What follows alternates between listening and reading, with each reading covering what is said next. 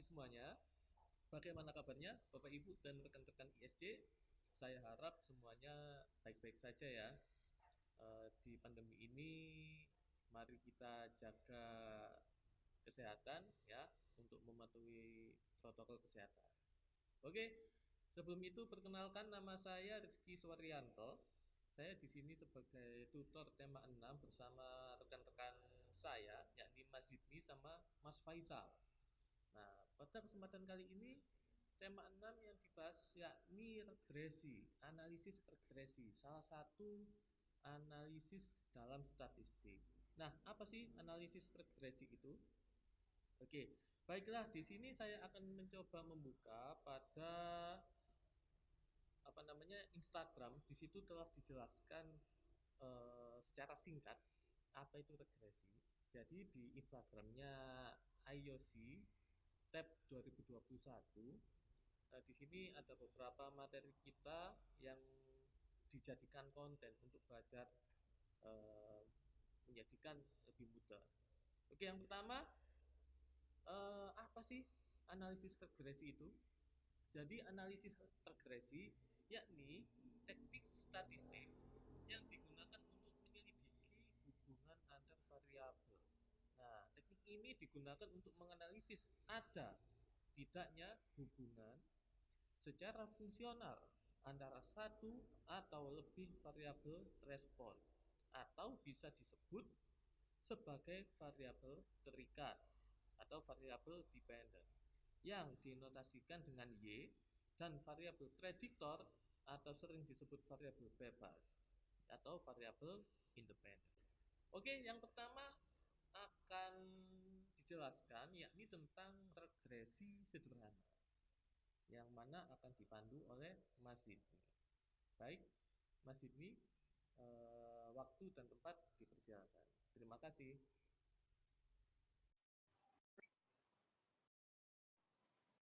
Ya, Assalamualaikum warahmatullahi wabarakatuh. Salam sejahtera bagi kita semua. Om Swastiastu, Namo Buddhaya, salam kebajikan. Saya Muhammad Seni Ilman Nafia dari mentor dari International Online Course kali ini pada tema yang terakhir yaitu inferential statistik. Kali ini saya akan menjelaskan mengenai regresi linier sederhana, di mana regresi linier sederhana ini memiliki makna yaitu regresi yang memiliki satu variabel independen X dan satu variabel dependen Y. Dan analisis regresi sederhana ini bertujuan untuk menguji atau mengetahui pengaruh antara variabel X terhadap variabel Y. Nah, variabel Y dipengaruhi disebut variabel dependen dan variabel yang mempengaruhi disebut variabel independen atau variabel bebas. Nah, syarat dari kelayakan yang harus terpenuhi dari regresi linear sederhana adalah jumlah sampel yang digunakan harus sama, jumlah variabel X-nya 1, dan nilai residual harus berdistribusi secara normal. Selain itu, terdapat hubungan yang linear antara variabel bebas dan variabel yang dipengaruhi dan tidak terjadi gejala heteroskedastisitas. Jadi nanti sebelum melakukan uji analisis menggunakan aplikasi software SPSS ada beberapa syarat yang harus dipenuhi, yaitu ada uji normalitas, uji linearitas, uji heteroskedastisitas juga. Setelah itu baru kita laksanakan uji regresi. Nah, model analisis regresi ini memiliki rumus yaitu Y sama dengan konstanta ditambah konstanta B dikali X. Nah, sebagai contoh di sini untuk kasus dan penyelesaiannya dengan SPSS yaitu ada data sebagai contohnya yaitu variabel X-nya adalah sikap siswa dan variabel Y-nya adalah hasil belajar. Nah, untuk masuk ke setelah kita buka menu SPSS, yang pertama dilakukan adalah klik variable view, selanjutnya pada kolom name untuk baris pertama tulis X dan baris kedua tulis Y seperti ini. Kolom desimalnya diganti dengan angka 0, kolom measure untuk baris kedua dan ketiga diganti scale yang di bagian sini. Nah, setelah itu langsung bisa saja isikan data. Data bisa diisi dulu di Microsoft Excel biasanya, setelah itu baru dipublikkan di yang data view-nya. bukan di bagian variabel tadi, namun pada kolom data view. Nah, cara untuk melakukan uji regresi yaitu yang pertama klik analyze, terus setelah itu regression, dan setelah itu linear. Setelah sudah akan muncul kolom seperti ini dan masukkan variabel hasil belajar atau variabel Y dan masukkan variabel sikap ke kolom independen. Nah, jadi variabelnya disesuaikan. Jika Y masukkan ke dependen dan jika X masukkan ke independen. Nah, setelah itu akan muncul kotak dialog linear regression save. Nah, di bagian residualnya centang yang bagian unstandaris. Abaikan kolom dan pilihan yang lain. Jadi yang dicentang yang bagian unstandaris saja. Setelah itu abaikan output yang muncul dan perhatikan pada tampilan data view tersebut. Nah, langkah yang selanjutnya adalah pilih menu analis, non-parametric test, legacy dialog, kemudian pilih submenu one sample KS. Nah, akan muncul kotak dialog one sample Kolmogorov Smirnov. Dan selanjutnya masukkan variabel unstandaris residual ke kotak tes variabel. Seperti pada gambar di bawah ini. Nah, selanjutnya ini tadi kan kita melaksanakan uji normalitas. Nah, kita interpretasi. Nah, apabila nilai uji normalitas menggunakan standaris residual di atas diperoleh nilai signifikansi sebesar 0,0200, maka menunjukkan data tersebut bersifat linear. Ini 0,2. Jika lebih dari 0,05 maka datanya berdistribusi secara normal. Nah, selanjutnya yaitu melakukan uji linearitas. Nah, jika data sudah teruji secara linear, maka bisa dilaksanakan uji heteroskedastisitas. Seperti di bawah ini, bagian analyze, compare means, dan means. Setelah itu muncul kotak dengan nama means. Nah, lakukan seperti ini, hasil belajar ke Y, independen ke X. Setelah itu, klik statistik for first layer tentang test of linearity, karena kita melaksanakan uji linearitas. Nah, selanjutnya akan muncul tabel seperti ini. Nah, keputusan dalam uji linearitas dilakukan dengan dua cara, yaitu jika nilai deviation from linearity 6-nya lebih besar daripada 0,05, maka ada hubungan yang linear. Nah, kita lihat apakah ini lebih besar dari 0,05.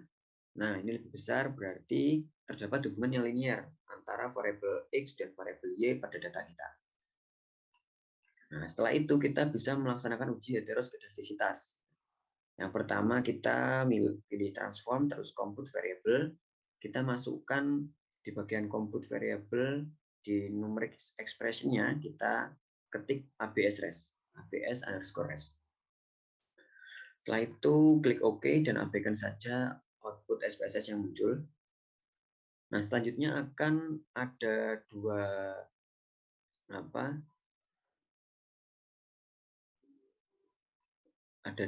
variabel yang muncul. Kita akan melaksanakan uji Glaser, yaitu klik analyze, regression, dan linear. Setelah itu muncul kotak dialog dengan linear regression ini, dipilih, dan masukkan variabel yang hilangkan, masukkan variabel unstandaris residual kalau dependent. Setelah itu klik OK, dan di bagian save-nya hilangkan centang yang sebelumnya tadi tercentang, dihilangkan centangnya.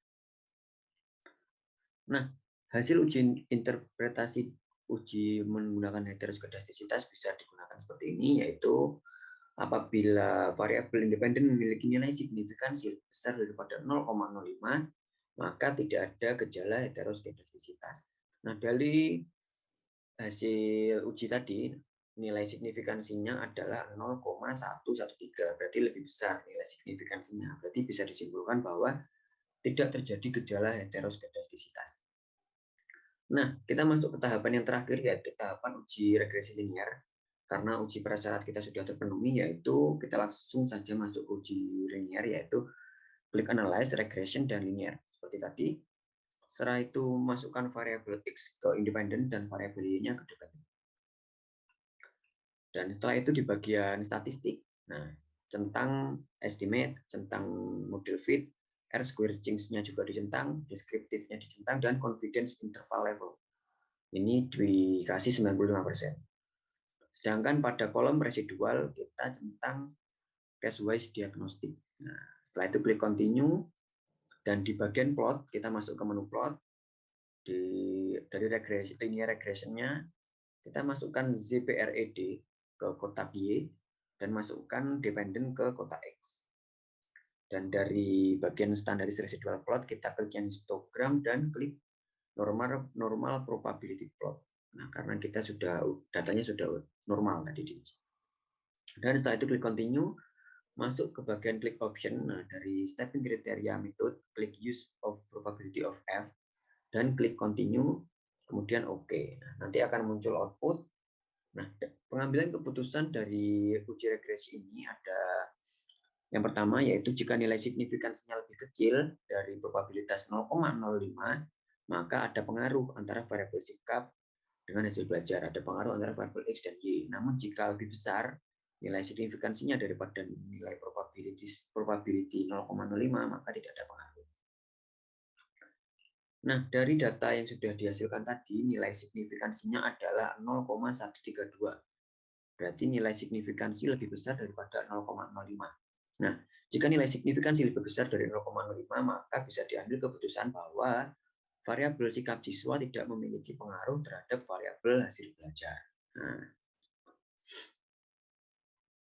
berdasarkan persamaan regresinya yaitu konstanta sama dengan 3897. Yaitu jika variabel sikap siswa dianggap sama dengan 0, maka variabel hasil belajarnya adalah 3,9. Dan jika variabel dan koefisien X-nya yaitu 0,552, yang berarti jika variabel sikap siswa mengalami kenaikan sebesar 1 poin, maka akan menyebabkan kenaikan variabel hasil belajar sebesar 0,05. Nah, itu bentuk pengaruhnya, bentuk prediksi pengaruhnya, karena regresi ini kan melihat pengaruh dan juga memprediksi. Nah, dari kesimpulan yang sudah ditarik tadi, bahwasannya kesimpulannya tidak ada pengaruh yang signifikan antara sikap siswa dengan hasil belajar. Sedangkan untuk besaran pengaruhnya bisa dilihat pada R-square. R-square-nya adalah 0,26. 0,26 dikali 100% yaitu 26%. Nah, ini berarti variabel sikap siswa memberikan pengaruh sebesar 26% untuk variabel hasil belajar. Nah, mungkin cukup sekian presentasi saya mengenai regresi linear sederhana dalam tema kali ini. Kurang lebihnya saya mohon maaf. Salam sejahtera untuk kita semua. Shalom. Wassalamualaikum warahmatullahi wabarakatuh. Oke, terima kasih Mas Zidni. Itu adalah pemaparan yang sangat luar biasa ya.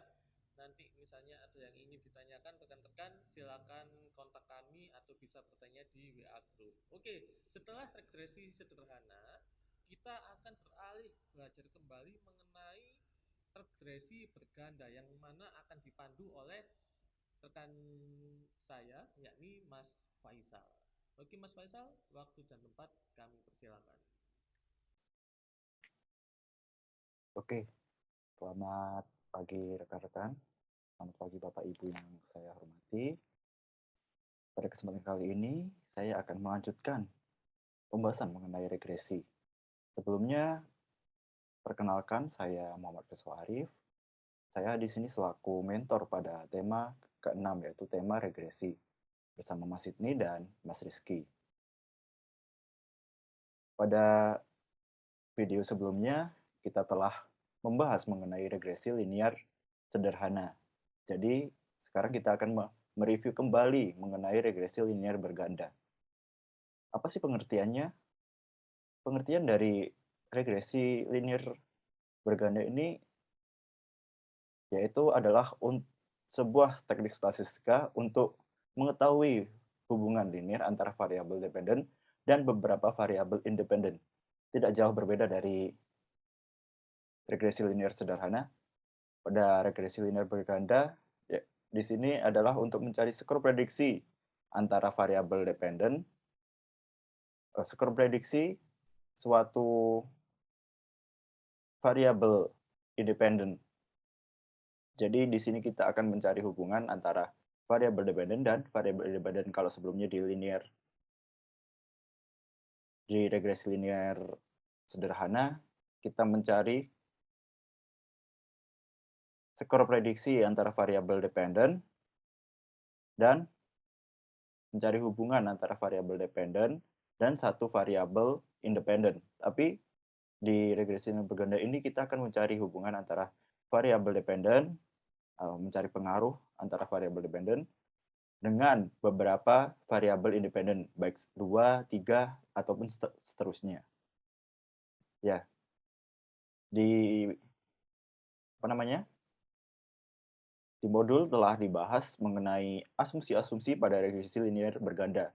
Sebelum kita melakukan uji statistik regresi linear berganda, kita harus melakukan uji-uji analisis, prasyarat analisis. Yang pertama yaitu uji normalitas, yaitu caranya sama dengan pada regresi linear sederhana. Yang kedua sama, yaitu uji linearitas. Yang ketiga, ini yang berbeda dari uji prasyarat analisis linear sederhana, yaitu uji multikolinearitas. Dan yang keempat, uji heteroskedastisitas. Lanjut, yaitu mengenai model analisis. Berikut adalah gambaran mengenai model analisis regresi linear berganda.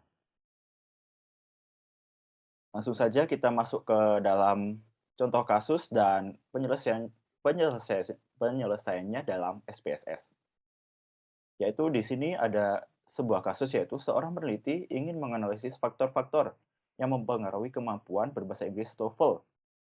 Peneliti menyelidiki berdasarkan dua faktor, yaitu umur dan indeks prestasi kumulatif IPK. Berikut adalah sajian data dari kasus tersebut. Ya, di sini kita definisikan, yaitu yang pertama variabel X1 sebagai umur, kemudian variabel X2 yaitu IPK, yang ketiga variabel Y atau dependent variable yaitu skor TOEFL. Hipotesisnya yaitu H0 tidak terdapat pengaruh signifikan antara umur dan IPK terhadap skor TOEFL. H1 terdapat hubungan signifikan antara IPK, umur terhadap skor TOEFL. Jadi jika hasilnya menunjukkan angka yang signifikan, maka nantinya akan salah satu hipotesis ini nanti akan diterima dan salah satunya akan ditolak. Oke, lanjut. Sebelum melakukan uji statistika, kita harus melakukan uji-uji prasyarat analisis. Yaitu langkahnya ya sama dengan bahasan sebelumnya, yaitu memasukkan data dalam SPSS, lalu mengubah data-data pada variable view. Oke, di sini saya tidak akan membahas kembali mengenai uji-uji prasyarat analisis karena sebelumnya sudah dibahas dan hampir keseluruhan langkah-langkahnya sama. Dan pada modul juga telah dibahas mengenai uji-uji normalitas. Ya, kita lihat saja hasil uji normalitas yang kita ketahui di sini, yaitu berdasarkan hasil uji normalitas one sample Kolmogorov-Smirnov test, di sini diketahui bahwa tingkat signifikansi data yang dimasukkan tadi adalah 0,200, di mana angka tersebut lebih tinggi dibandingkan taraf signifikansi yaitu 5%, yaitu 0,05. Jadi signifikansi data kita di sini lebih besar daripada taraf signifikansi, yaitu 0,200. Oleh karena itu, hasil tersebut menunjukkan bahwa seluruh variabel data berdistribusi normal. Langkah selanjutnya ya, uji prasyarat analisis selanjutnya yaitu uji linearitas. Caranya telah dijabarkan secara keseluruhan dalam modul dan pada video sebelumnya yang dijelaskan oleh rekan kami yaitu Mas Zidni. Berikut adalah gambaran hasil dari uji linearitas. Di sini keluarannya yaitu ANOVA table, di mana pada ANOVA table ini diketahui bahwa tingkat linearitas variabel independen umur dan variabel dependent score TOEFL baik, yaitu kita lihat pada kolom baris significant deviation from linearity. Ya, di sini 0,497, di mana di sini lebih besar daripada 0,05, ya, yang mengartikan bahwa tidak terdapat bahwa data yang kita miliki bersifat linier. Kemudian yang berikutnya, skor TOEFL dan IPK. Di sini tingkat signifikansinya yaitu 0,915, yang menunjukkan bahwa tingkat signifikansi lebih besar daripada 0,05, yang mengartikan bahwa data pada skor TOEFL dan IPK itu teruji linier. Kemudian uji berikutnya adalah uji heteroskedastisitas dengan cara-cara yang telah dijabarkan pada modul dan pada video sebelumnya, yaitu membuat kolom ABS res terlebih dahulu, yaitu dengan transform, lalu klik compute variable. Nah, cara-caranya telah dijabarkan secara detail pada modul yang telah kami berikan. Langsung saja kita interpretasi hasilnya, yaitu kita lihat pada tabel koefisien, di mana diketahui bahwa signifikansi dari setiap variabel berada di atas 0,05.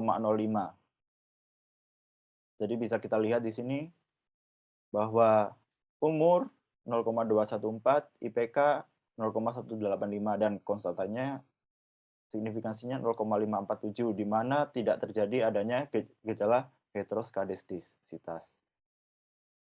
Kemudian uji multikolinearitas ini yang agak berbeda, yaitu dengan cara-cara seperti yang ada pada modul, yaitu dengan masuk klik analyze, kemudian regression, pilih regression, kemudian pilih linear. Lalu kita masukkan variabelnya ke dalam, di mana variabel Y-nya yaitu skor TOEFL dependent ke dalam kolom dependent, dan variabel X1 dan X2 yaitu variabel independent ke dalam kolom independence. Lalu setelah itu masuk ke dalam statistik, kemudian centang pada collinearity test, yaitu di sini, test of linearity. Nah, berikut adalah interpretasi uji linearitas. Kita lihat di VIV, jika VIV ini lebih kecil dari 10, maka tidak terjadi multikolinearitas dalam model regresi. Dan jika nilai VIV lebih kecil dari 0,00, maka artinya terjadi multikolinearitas dalam model regresi lebih besar dari 0,00. Ya, di sini kita lihat dari VIV 0,136. Oh, ini mohon maaf salah, di sini 0, lebih besar dari 10,00. Ya, di sini VIV 1,336 dan 1,336 yang menunjukkan bahwa model regresi tidak terjadi gejala multikolinearitas. Setelah uji-uji prasyarat analisis itu dilakukan, maka kita dapat langsung melakukan uji regresi linier berganda. Ya, kita beralih ke program aplikasi SPSS. Ya, di sini data yang telah kami masukkan. Ya, sebelumnya mohon maaf apabila tampilan pada program aplikasi SPSS saya sedikit berbeda dengan milik kawan-kawan lain, namun tidak apa-apa karena di sini hanya tampilannya berbeda, dan cara-caranya sama dengan apa yang ada dalam modul yang kami berikan. Oke, untuk menguji regresi linier berganda, maka terlebih dahulu kita klik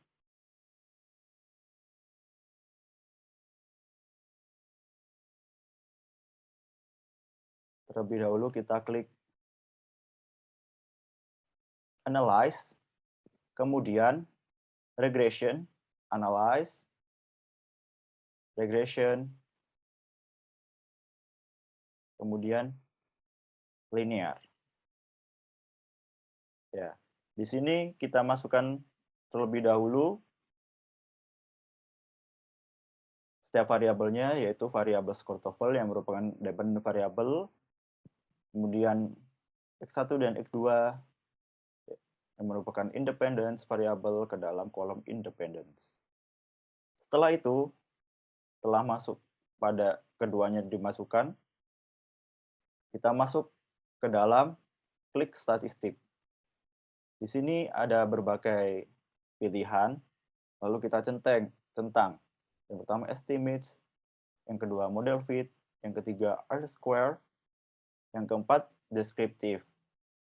Kemudian kita klik case-based diagnostic dan tetap biarkan ini 3. Continue. Setelah itu kita masuk ke plot. Di sini kita masukkan Z-pred ke dalam Y. Yang kemudian dependent ke dalam X. Lalu klik histogram untuk memunculkan nantinya histogram hasil perhitungan kita. Lalu klik continue. Setelah continue, semuanya sudah selesai, kita klik OK. Lalu akan muncul IBM SPSS Statistik Viewer. Di sini dapat kita lihat terdapat tabel descriptive statistik, correlation, variables entered or removed, lalu model summary, ANOVA A, coefficient A, residual A, dan histogramnya. Kita kembali ke modul untuk mengetahui hasil interpretasi perhitungan analisis regresi linear berganda kita.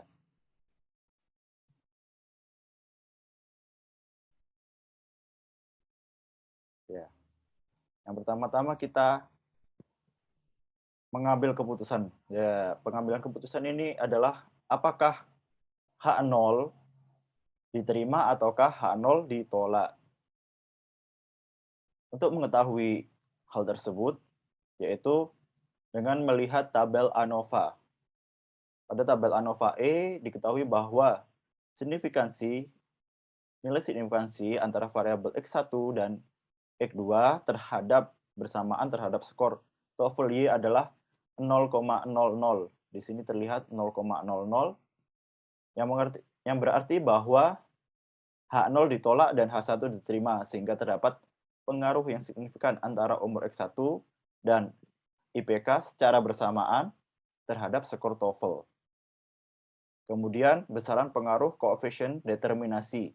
Berdasarkan pada tabel model summary diketahui bahwa ini model summary bahwa korelasi pada kolom R di sini 0, yaitu ini adalah korelasi X1 dan X2 terhadap skor TOEFL 0,813, sedangkan koefisien determinasinya adalah 0,66.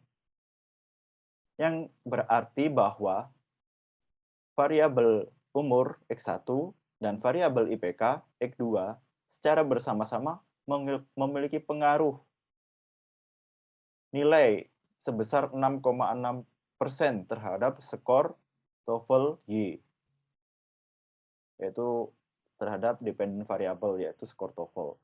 Kemudian berikut adalah gambaran model persamaan regresi linear berganda, di mana di sini dilihat pada koefisien, tabel koefisien A, yaitu diketahui bahwa X1